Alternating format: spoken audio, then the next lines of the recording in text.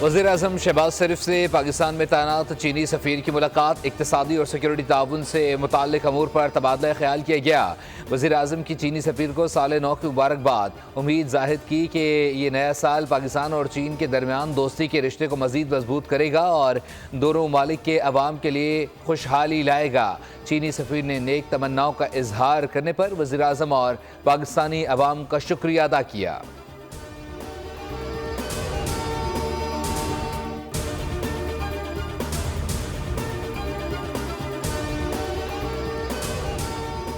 ज़राअत मईशत में रीढ़ की हड्डी की हैसियत रखती है। हमारा ज़राई शोबा नागहानी आफात में शदीद मुतासर हुआ। Governor State Bank Jameel Ahmed का एग्रीकल्चर क्रेडिट एडवाइजरी कमेटी से खिताब, कहा ज़राई शोबे की बेहतरी के लिए बैंकिंग सेक्टर का अहम किरदार है। पायदार तरक्की के लिए ग्रीन फाइनेंसिंग पर तवज्जो देनी है।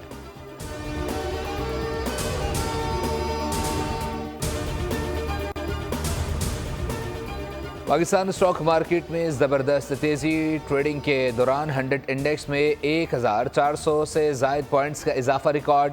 इंडेक्स 1,14,600 की सतह पर ट्रेड हुआ।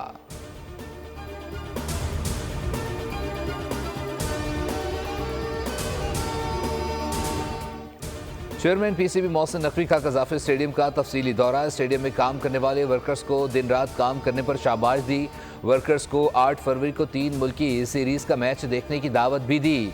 कहा, मैं खुद आपके साथ बैठकर मैच देखूंगा। हमारी टीम ने दिन रात मेहनत से काम किया और नामुमकिन टास्क को मुमकिन बनाया।